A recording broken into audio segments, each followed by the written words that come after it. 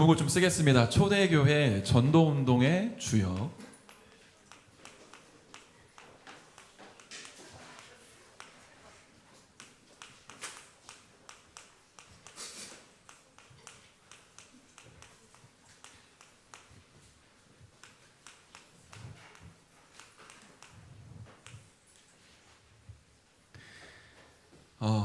여러분, 우리나라가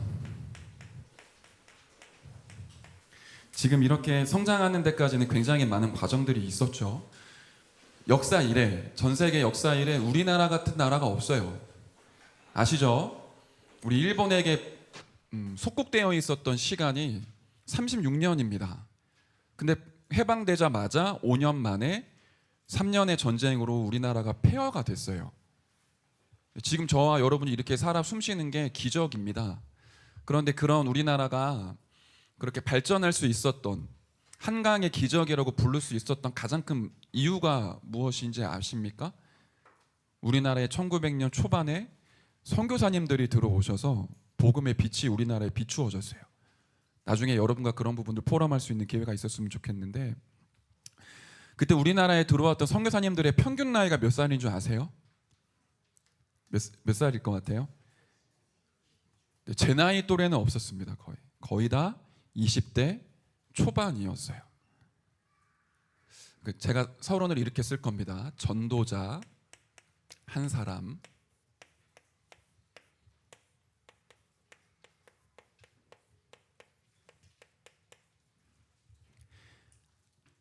그때 전 세계에 미국에서 보낸 선교사님들이 우리나라를 비롯한 미전도 종족 국가에 선교를 하러 파송을 했습니다.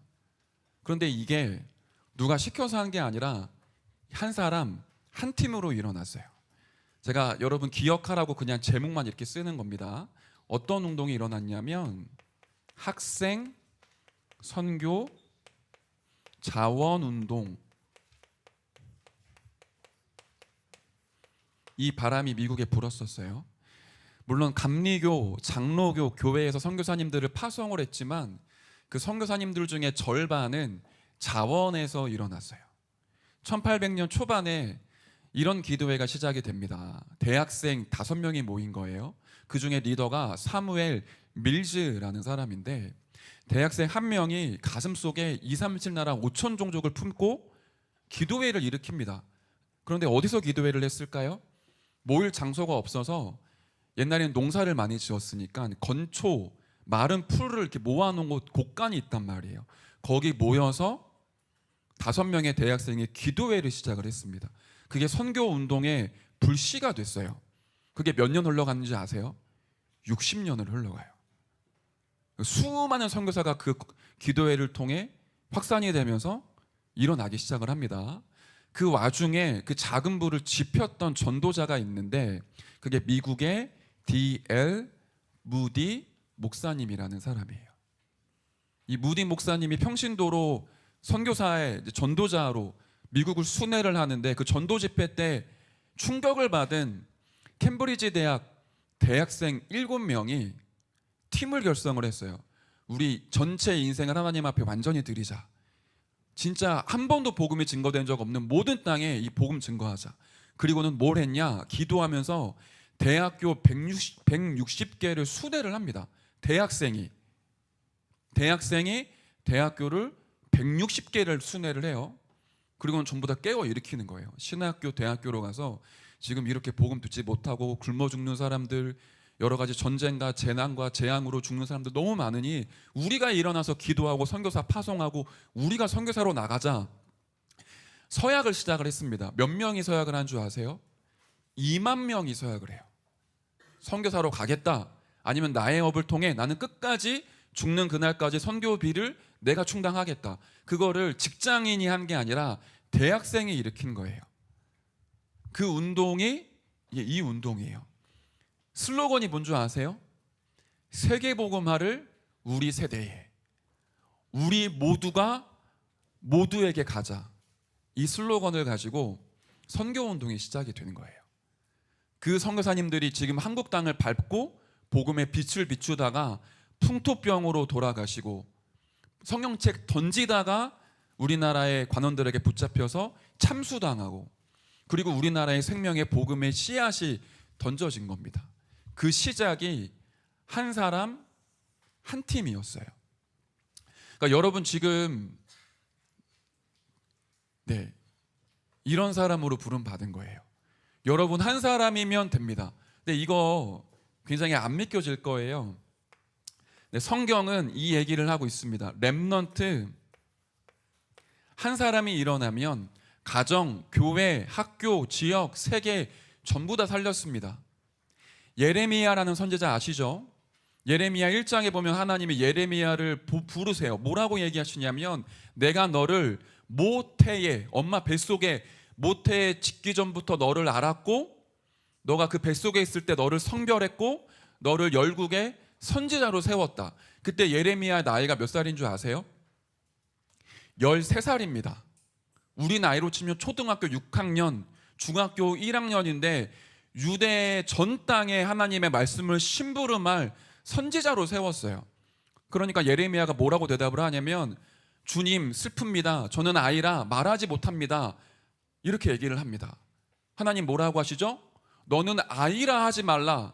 내가 너를 누구에게 보내든지 너는 가며 내 말을 너의 입에 두었으니 너는 말하라. 그 얘기를 하세요. 13살, 14살이 어린 나이가 아닌 거예요. 렘넌트는 13살, 14살에 나라를 흔들 메시지를 선포했습니다. 바벨론에 포로로 끌려가고 수많은 어른들이 그 전쟁에서 굶어 죽을 때, 전쟁의 포로가 돼서 총알바지가 될 때 렘넌트 선지자는 하나님의 말씀을 선포해서 영적인 흐름을 뒤바꿨어요. 디모데 아시죠? 로마 복음화를 누가 했죠? 바울이 했습니까? 바울은 순교했습니다.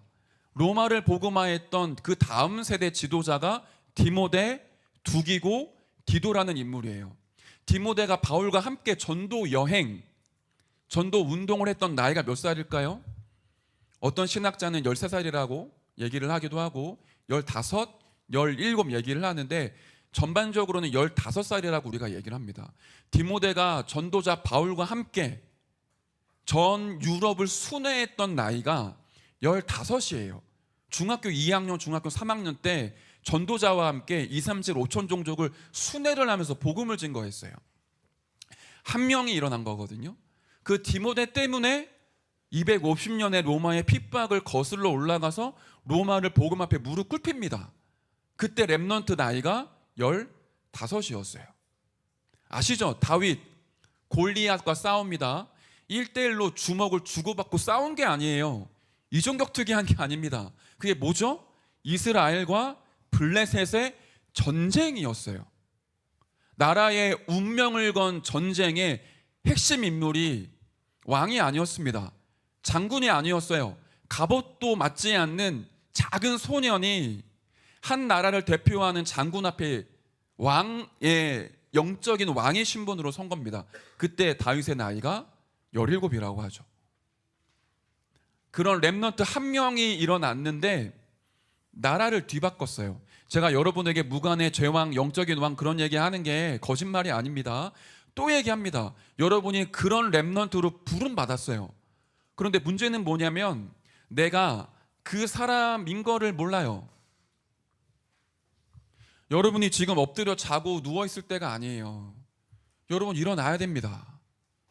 여러분 마음속에 구원의 감격과 감사가 막 차고 넘치고 기도할 때마다 응답의 확신이 임하며 내가 현장에 갈 때는 선교사로 가야 돼요. 여러분이 여러분 가정 살릴 선교사입니다.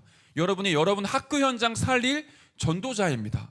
근데 내가 누군지 모르면 내 인생을 너무 가치 없이 살아요. 지금도 홍대 뒷골목에 가면 새벽 1시, 2시, 또 새벽 3시, 4시 이러면 젊은이들이 길거리에 누워 자요. 밤새 술 먹고 클럽 가서 이상한 짓 하고 막 놀다가 새벽 5시, 6시에 길거리에 나와서 엎드려 자기도 합니다. 왜 그렇죠? 내가 누군지 몰라서 그래요. 여러분 그런 사람 본 적 있지 않아요? 막 길거리 가는데 막 술에 비틀거리고 취하다가 막 차 앞에 막 가로막고 내가 누군지 몰라서 그래요. 가치를 몰라서. 여러분은 한 나라, 한 민족, 전 세계 살릴 무관의 제왕으로 부름받은 사람들입니다. 그러면 하나님이 여러분에게 합당한 힘과 은혜를 주세요. 마치 예레미야에게 너는 아이라 하지 말라, 내가 너를 누구에게 보냈는지 너는 가며 내가 전하는 이 말을 세상에 선포해라, 그렇게 말씀하셨듯이 하나님이 여러분에게 지금 말씀을 주십니다. 그 말씀을 여러분의 삶에 반드시 이루십니다. 그 말씀을 여러분을 통해 선포하게 하십니다. 그래서 여러분이 학교 현장 가시고 가정으로 돌아가시고 이번에 설 구정에 가문과 함께 모이시면 여러분 전도자로 가세요. 선교사로 가세요. 용돈 그거 조금 더 받으려고 아부 떨지 마시고, 조금 어른들에게 잘 보여서 어떻게든 이번에 용돈 많이 받아서 뭘 사야겠다 그런 계산하지 마시고, 여러분이 여러분 가정과 가문 현장 살릴 전도자, 선교사로 가십시오. 학교 현장 개학하시면 공부의 노예, 학업의 노예, 문화의 노예로 끌려가지 마시고 여러분의 학교를 여러분이 접수하세요. 여러분 때문에 여러분 학교가 축복을 받도록, 여러분의 교실과 여러분의 친구들이 여러분 때문에 살아나도록 전도자의 자부심을 가지고 학교 현장으로 가세요. 오늘 제목이 뭐냐면, 그래서 전도운동의 주역입니다. 누가 주역입니까? 오늘 그 얘기를 할 거예요. 자, 본론으로 넘어갈게요. 왜 여러분 우리가 전도해야 됩니까? 도대체 전도가 뭡니까? 여러분 다 알고 있죠? 여러분 전도하면 어떤 이미지가 떠오르세요? 힘들다, 어렵다, 하긴 해야 되는데 싫다, 혹시 이런 이미지신가요? 전도는 하나님의 최고의 소원입니다. 그게 나의 소원으로 부딪히면 내 인생이 하나님의 손에 훈련받고 하나님의 손에 쓰임받아요. 전도는 뭐죠? 내게 임한 이 복음이 나에게 임하고 나에게 누려지며 나를 통해 현장으로 흘러들어가는 것, 전달되는 것이 전도입니다. 내가 진짜 복음 가지고 있으면 말하지 않는데도 영적으로 퍼지게 되어 있어요. 내가 진짜 복음 사랑하고 복음의 가치를 알고 복음을 가지고 누리고 있으면 나를 통해 그리스도의 빛이 세상 가운데 비추어집니다. 그런데 그런 나에게 하나님이 소중한 사람을 붙여주셔서 이 복음을 증거할 시간표가 됐을 때 내 입술로 복음이 증거되는 것, 그 복음 때문에 한 사람 인생이 변화되고 그 사람이 치유되며 제자로 세워지는 것, 그 모든 것이 하나님이 하시는 전도예요. 이게 왜 필요할까요? 이 복음은 세상을 살리는 생명이기 때문에 그렇습니다. 영적으로 죽어 있으면 팔다리가 잘려나가도 몰라요. 사단이 우리 렘넌트를 끌고 가는데 내가 영적으로 잠들어 있으면 우리를 난도질을 해도 아프지가 않아요. 영적으로 죽어있는 사람은 사단이 그 심장을 도려내도 느낌이 없단 말이에요. 그리스도는 어떤 분이시냐? 복음은 무엇이냐? 죽은 우리의 영을 살리는 생명입니다. 모든 사람들은 하나님 떠나 죽어있기 때문에 이 생명이 전달되는 것이 복음입니다. 저는 물에 빠져 죽을 뻔한 적 2번 있었거든요. 초등학교 들어가기 전에 한 5살인가? 그때쯤에 한여름 이제 추석쯤이었던 것 같아요. 시골에 이제 놀러 갔는데 형 누나들이랑 개울가를 가다가 계곡을 들어갔어요. 근데 아시죠? 여러분 나중에 강에 들어가면 조심하세요. 이제 이게 땅이에요, 땅. 강은 이 정도까지는 안 깊어요. 근데 갑자기 이렇게 훅 빠지는 곳이 있단 말이에요. 제가 5살 어린 나이에 그런 거 모르고 막 재밌게 놀다가 발 한쪽이 이 깊은 곳에 빠졌어요. 그리고 막 허우적거리는데, 그 물에 빠져 본 사람들 알죠? 이렇게 물에 나와야 소리 지를 거 아니에요? 그래서 이렇게 나오면 사람 살려 할 때 들어가요. 다시 막 발버둥치면서 올라가서 나와서 사람 하면 다시 들어가. 근데 그 시간이 알잖아요. 이제 점점 호흡이 가빠지면서 눈이 막 뒤집히려고 그러고, 이러다가 내가 죽는구나라는 공포감 막 밀려오고 내가 살아온 인생의 주마등처럼 스친다 그러잖아요. 제가 딱 그러고 있을 때 왜 저게 분명히 내 형들 누나들 다 있는데 나를 왜 안 구해주지 막 이 생각이 막 들 때쯤에 누가 나의 뒷덜미를 딱 잡았어요. 그 중에 제일 나이 많은 누나가 헤엄을 쳐서 저를 잡은 거예요. 나와서 이제 막 제가 울고 막 난리가 났죠. 네, 내 동생이 뭐라고 했냐면 형이 헤엄을 잘하는 줄 알고 물에 안 들어갔어. 아무도 그런 얘기를 하더라고요. 헤엄치는 줄 알았대. 근데 물에 빠져 죽어갈 때 만약에 아무도 없었다고 생각을 해보세요. 그대로 이제 익사하고 죽겠죠. 물에 빠져 죽는 사람에게는 이따가 끝나면 뭐 먹지, 어디로 가서 뭐 하고 놀지, 그런 게 상관이 없어요. 힘센 사람의 나를 와서 잡아서 건져내야 됩니다. 영적으로 죽어있는 사람들에겐 다른 게 필요 없어요. 생명이 들어가지 않고는 인생이 살아날 수가 없습니다. 왜 복음이 생명입니까? 이거 여러분 마음속에 진짜 담으셔야 됩니다. 히브리서 2장 14절에서 15절에 보면 그리스도가 이 땅에 오셔서 십자가에 죽으셨는데 그 죽음은 죽음의 세력을 잡은 자 마귀를 멸하시며 일평생 죽기를 무서워하여 매어 종도로 타는 모든 사람을 놓아주셨단, 그렇게 말씀하고 있어요. 무슨 말이죠? 그리스도 대신 이 예수님이 참된 왕으로 오셔서 사단의 권세를 박살내신 겁니다. 로마서 8장 2절에는 뭐라고 얘기하죠? 모든 사람이 죄를 범하여서 그 속에 빠져 죽어가고 있는데 그리스도 예수 안에 있는 생명의 성령의 법이 죄와 사망의 법에 있는 사람을 해방했다. 저와 여러분에게 저주와 재앙이 올 때는 아무도 막을 수 없습니다. 그리스도 대신 예수님이 참된 제사장으로 오셔서 죄와 사망의 법에서 건져내어 주셔야 돼요. 그래서 예수님이 이렇게 얘기하십니다. 내가 곧 길이요 진리요 생명이니 나로 말미암지 않고는 아버지께로 올 자가 없다.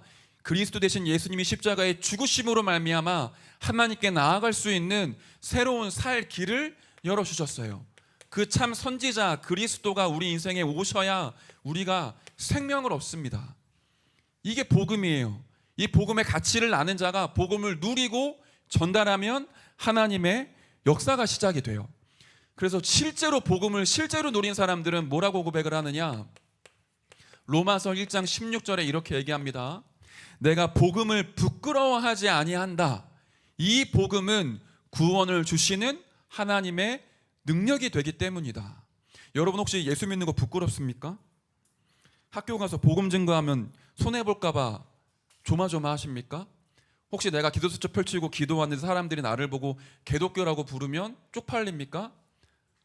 여러분이 복음을 부끄러워하고 하나님 쪽팔려 하면 하나님도 여러분 쪽팔려 한다고 성경에 기록되어 있어요.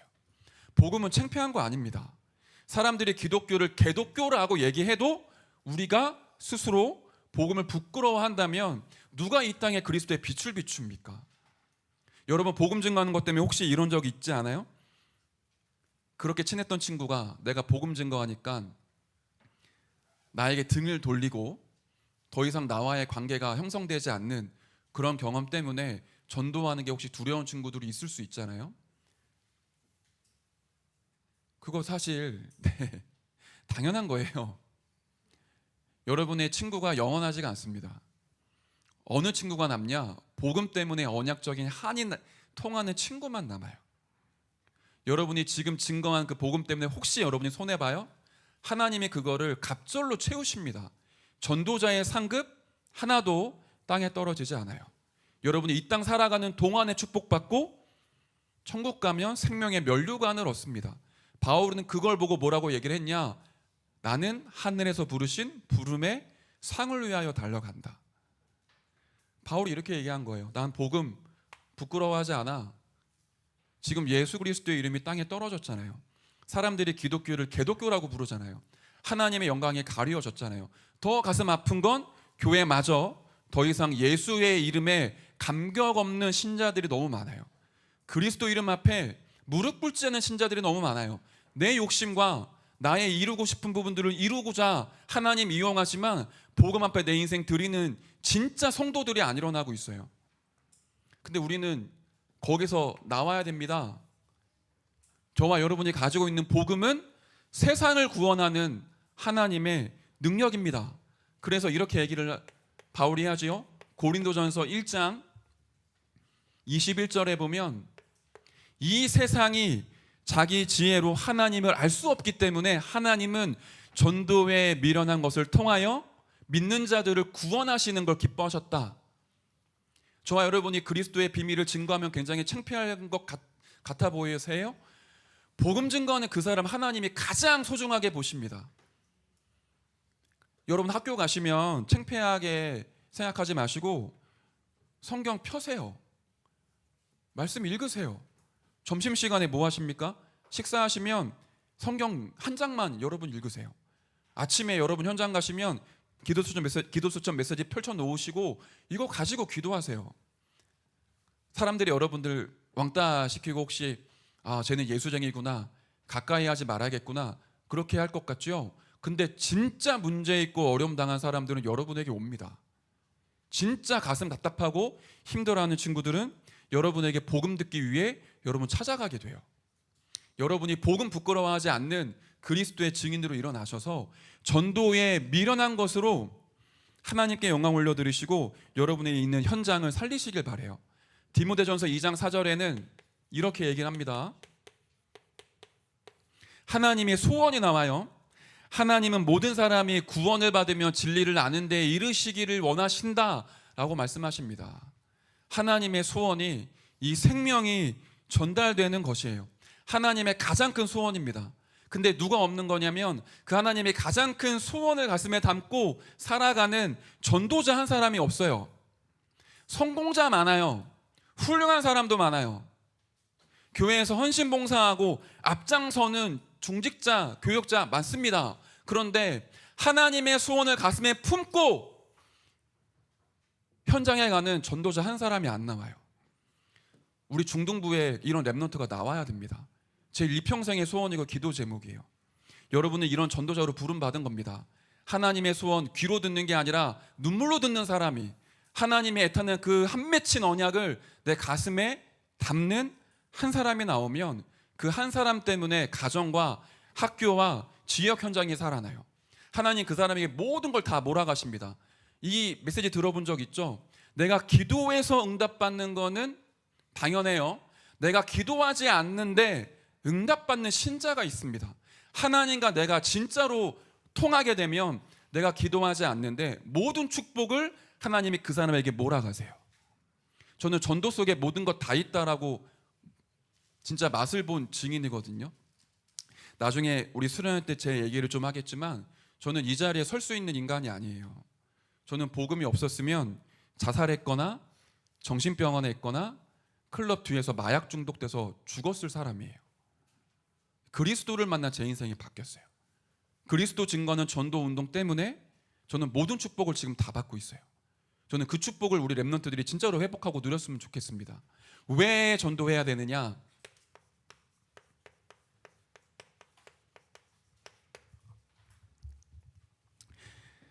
제가 제일 중요한 성경 본문을 얘기를 안 했네요.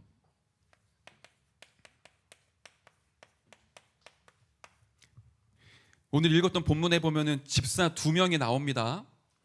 7명의 집사 중에 스데반이라는 집사님과 빌립이라는 집사가 나와요. 스데반이 어떤 인물이죠? 거센 유대인의 핍박이 막 몰아칠 때 그 유대인들을 강장에 모아놓고 정확하게 복음을 선포하다가 돌에 맞아 죽은 사람이 스데반입니다. 초대교회 첫 번째 순교자였었어요. 그때 예수님이 어떻게 하시죠? 예수님이 원래 하나님 보좌 우편에 앉아 계세요. 스데반이 복음 증거합니다. 뭐라고 복음 증거하느냐? 너희들이 유대 민족이 이 교회가 하나님이 선지자를 보내서 그리스도를 누구이신지 계속 선포했는데 그리스도를 증거한 전도자를 죽이지 않았냐? 심지어 하나님이 약속한 그리스도가 이 땅에 왔는데 그 그리스도마저 너희들이 십자가에 못 박아 죽지 않았냐? 그 그리스도가 죽지 않고 살아나서 모든 문제를 해결하시고 마귀의 권세를 깨트린 참된 왕으로 일어났다. 그 얘기를 하는데 유대인들이 귀를 막고 소리를 지르고 이를 갈면서 스데반을 끌어냅니다. 한복판에 돌을 던져서 스데반이 그 현장에서 돌에 맞아 죽는단 말이에요. 그때 예수님이 보좌 우편에 일어나 서세요. 우리가 언제 일어나죠?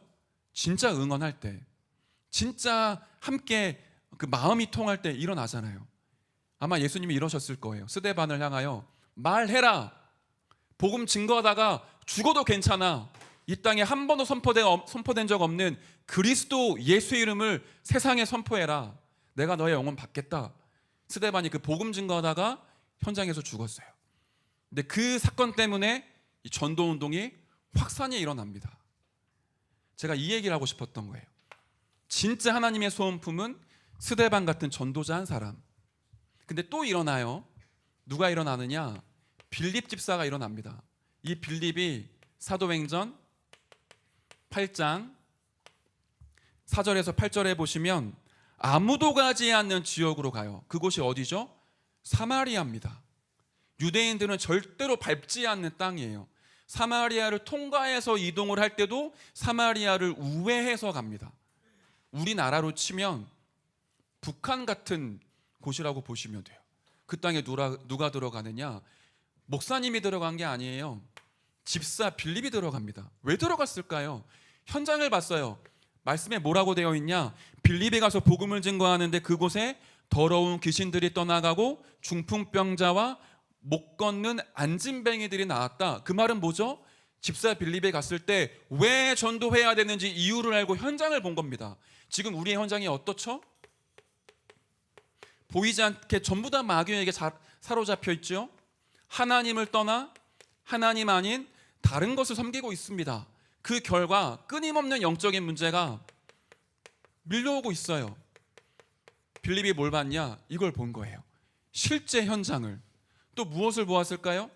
수많은 사람들이 정신 문제로 고통당하고 있는 현장을 목격을 했어요. 삶이 피폐해지고 가정이 깨어지고 무능과 무기력과 실패가 오는 육신의 문제가 무엇인지 빌립이 현장을 확인한 겁니다. 결국에 죽고 나면 지옥처럼 살다가 지옥에 가고요. 이 모든 영적인 문제가 후대에게 대물림되는 문제를 이 현장을 보고 전도해야겠구나 답을 얻었어요. 여러분 이것부터 우리 해야 됩니다. 여러분의 현장을 영적인 눈으로 복음의 눈으로 진단해야 돼요. 제가 시간이 너무 많이 가서 다 얘기할 수가 없어요. 그리고 공식적인 자리이기 때문에 제가 현장에서 보고 목격한 걸 다 지금 얘기할 수가 없어요. 근데 진짜 기도해야 됩니다. 여러분의 현장에 영육간에 시달리다가 죽어가는 사람들 너무 많아요. 제가 1학년 수련회 때 이 얘기 했었죠. 우리나라 연쇄살인마 여러분 설 연휴 때 한번 조사해 보세요. 가정이 어떤지 스토리가 어땠는지. 그중에 희대의 살인마 사이코패스 유영철이라는 사람이 있었습니다. 이 사람이 1년 안 되게 몇 개월 만에 죽인 사람의 숫자가 20명이에요. 죽였는데 나중에 토막을 냈어요. 나중에 먹었습니다. 간, 뇌를 먹었단 말이에요. 그러니까 이 사람 아버지가 베트남 참전 용사인데 알코올 중독이셨어요. 전쟁 이후에 완전히 이제 정신이 문제가 오셔서 이 유영철 아들을 매일 때린 겁니다. 근데 이 아버지가 또 친모랑 이혼을 했네요. 새엄마가 왔습니다. 새엄마랑 친아버지가 유영철을 매일 구타를 했어요. 근데 더 놀라운 거 영적인 배경이 우상 숭배하는 가문의 배경이에요. 할머니가 무속인이에요. 매일 굿하고 제사하고 기도하는 그 집안에 아무도 말릴 수 없는 진짜 사단에게 완전히 덮여서 20명의 사람들을 죽이고 시신을 먹는 살인마가 나왔다고요. 이런 사람들이 없을까요? 우리 주변에 많아요. 티가 안 날 뿐이에요. 지금 티가 안 날 뿐입니다. 우리 주변에 많아요. 여러분 복음 없으면 사단에게 끌려다닙니다. 난도질 당해요. 심장을 빼앗깁니다. 일평생 동안 종도를 타다가 결국에 지옥 갑니다. 자살하는 사람들 그 생각하잖아요. 저도 자살 충동 많이 느꼈단 말이에요. 죽으면 끝나겠지. 절대로 그렇지 않잖아요. 그 생각 계속 심어요. 우리 현장이 이렇게 흘러가고 있어요. 보면 여러분의 가슴 속에 그래서 하나님이 전도하라고 말씀하신 거구나. 수많은 사람들이 다 가지고 있는데 복음 한 가지가 없어서 방황하고 있으니 이 사람들에게 내가 가지고 있는 복음, 나는 부족하고 연약하고 힘이 없지만 내가 가지고 있는 생명의 복음 증거하면 세상 살아나겠구나. 그 확신 가지고 현장 가는 겁니다. 그 확신이 있어야 여러분의 삶에 이유가 생깁니다. 여러분 왜 공부하시죠? 왜 달란트가 여러분에게 필요합니까? 여러분 왜 성공하기를 원하십니까? 불신자들이 하는 성공 우리에게 필요 없어요. 돈 많이 버는 사람, 공부 많이 한 사람, 사회적 지위 가진 사람, 우리나라 역대 대통령을 보십시오. 대통령도 자살합니다. 재벌들도 자살하잖아요. 우리의 선망의 대상 연예인들 얼마나 수없는 많은 사람들이 지금 자살하고 있습니까? 여러분 기사 안 보십니까? 일주일에 한 번씩 누가 죽죠? 여러분이 동경하는 그 인플루언서들 알게 모르게 전부 다 죽어가고 있어요. 왜 자살하지요? 복음 하나가 없기 때문에 죽어가고 있어요. 근데 이 현장을 보고 안타까워하는 렘넌트가 안 나오고 있다. 이 현장이 지금 펼쳐지고 있는데 여기에 언약적인 한이 있는 전도자 한 명이 안 나오니까 전부 다 잠들어 있어요. 답 내야 됩니다. 여러분 진짜 왜 공부하십니까? 오늘 이 자리에 왜 오셨습니까? 여러분 살아가는 이유가 무엇입니까? 달란트 찾아야지요. 공부해야 됩니다. 이유가 없다면 하나님이 저와 여러분에게 안 주십니다. 왜 전도해야 되는가? 여러분 이번에 한번 질문해 보세요. 여러분의 가정 만나시죠? 아버지 어머니께 진지하게 물어보세요. 아빠 엄마 우리 집안의 영적인 흐름이 뭐야? 우리 집안에 혹시 복음 몰라 죽어가는 사람 없어요? 내가 기도할게요. 내가 이 가정 살리는 선교사로 일어날게요. 저와 여러분이 일어나면 하나님은 우리가 약하고 부족한 거 아시기 때문에 우리에게 진짜 힘을 주십니다. 자, 어떻게 전도할 수 있을까요?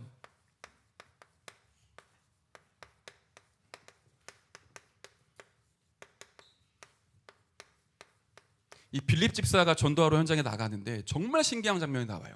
뭐라고 나오냐면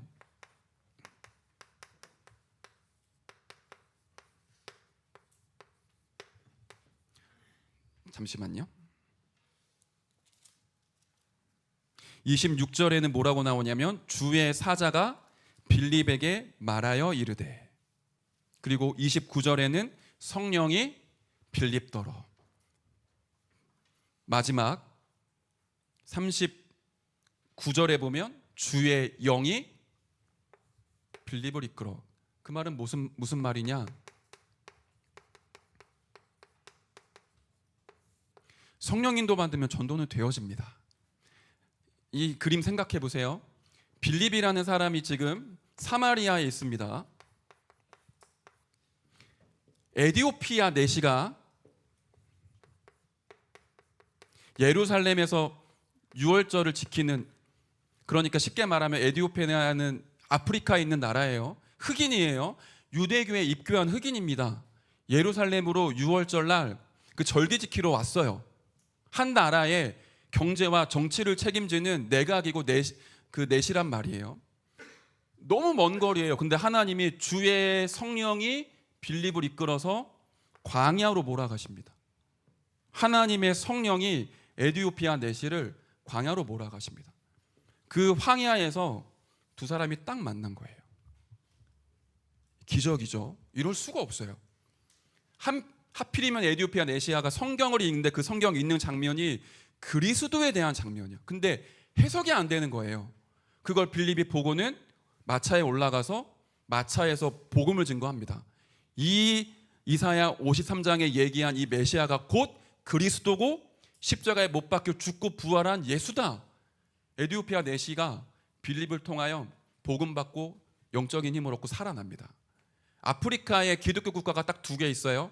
라이베리아, 에디오피아. 시작이 아마 여기지 않았을까. 한 나라 살릴 만남이 어떻게 이루어진 거죠? 성령의 인도를 따라 되어진 겁니다. 이건 뭘 말합니까? 저와 여러분이 학교 현장에 가면 우리 학교 현장에 에디오피아 내시 같은 사람이 숨겨져 있다라고요. 저와 여러분이 전도가 무엇인지 알고 전도해야 될 이유를 가지고 있고 진짜 기도 속에 있다면 하나님이 저와 여러분의 현장 가운데 예비된 사람을 딱 만나게 하십니다. 그걸 우리가 전도 운동을 위한 기도라고 하는 거예요. 전도는 우리가 할 수 없어요. 성령 하나님이 하시는 거예요.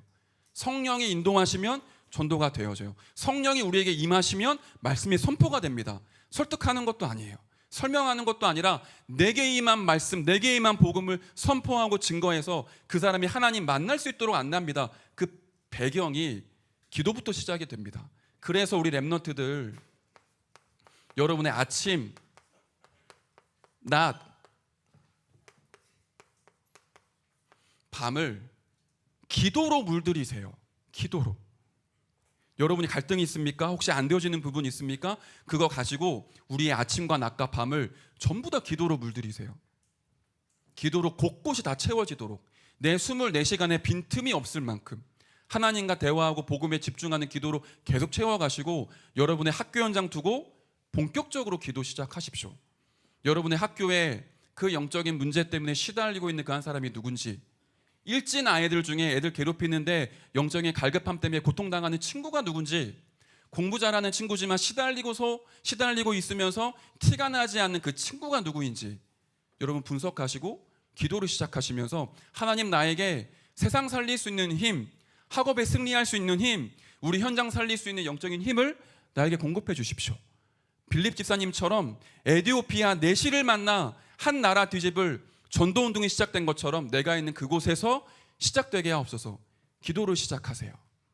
마지막 결론입니다. 전도운동의 주역이 누구지요? 목사님입니까? 장로님일까요? 아니면 청년 대학 랩런트입니까? 전도운동의 주역, 이거 아는 한 사람입니다. 지식으로 아는 걸 말고요, 이론 말고 진짜 살아 역사한 하나님의 말씀이 나에게 복음으로 임한 사람, 이 복음이 얼마나 가치 있는지 가슴으로 부딪히는 사람, 내가 있는 현장을 보면서 왜 전도해야 되는지 이유를 아는 그 사람이 전도운동의 주역으로 쓰임받습니다. 여러분이 조금 부족하고 약한 거 하나님께는 별로 안 중요해요. 오히려 그것도 하나님이 사용을 하십니다. 내가 약하다, 내가 약하면 하나님의 능력은 더 크게 나에게 임하게 됩니다. 그건 우리에게 중요하지 않아요. 근데 내 가슴에, 내 중심에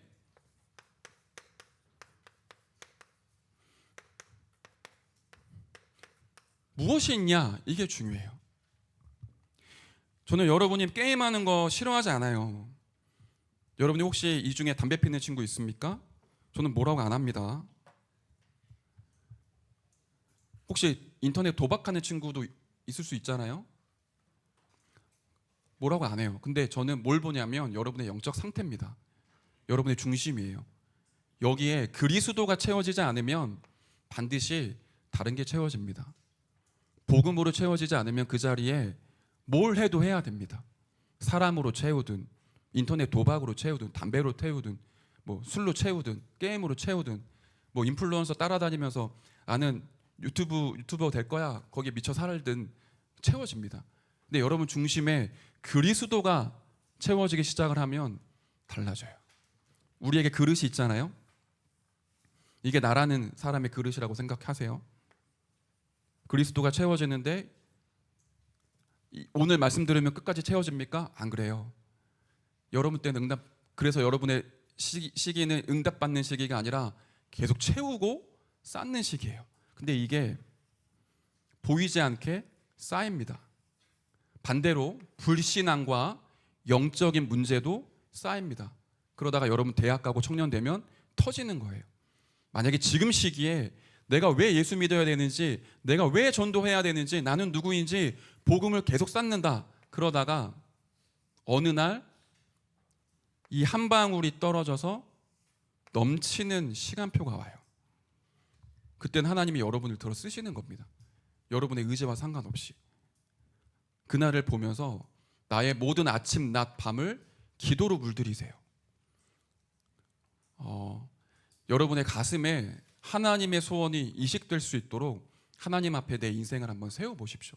하나님, 나는 왜 안 믿어집니까? 나는 왜 이게 안 보입니까? 내가 믿으려고 몸부림치는데 안 됩니다. 질문하세요.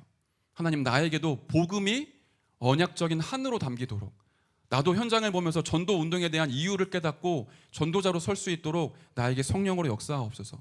여러분 한 주 동안 기도하시고, 특별히 추석 명절입니다. 가문에 혹시 제사 지내는 친구 있습니까? 영적 싸움에 승리하는 최고의 시간표입니다. 여러분 가문, 가정 살리시고요, 아버지 어머니 축복하세요. 여러분 사촌들 모이시면 사촌들한테 내가 만난 그리스도 자랑하시고 포럼하세요. 내가 어떻게 그리스도를 통하여 살아나고 힘을 얻고 있는지. 여러분 한 사람이 그리스도의 빛을 비추는 전도자로 반드시 승리하게 될 줄 믿습니다. 한 주간 그 걸음 걸어가시길 바랍니다. 사랑의 하나님 감사드립니다. 전도운동의 주역으로 부르신 주님, 합당한 은혜와 영적인 힘을 렘넌트들에게 허락하여 주옵소서. 그리스도가 인생의 유일한 답이며 전도가 나의 인생의 결론인 것을 확인하는 한 주가 될 수 있도록 렘넌트들을 축복하여 주옵소서. 감사를 드리며 살아계신 예수 그리스도 이름으로 기도드리옵나이다. 아멘.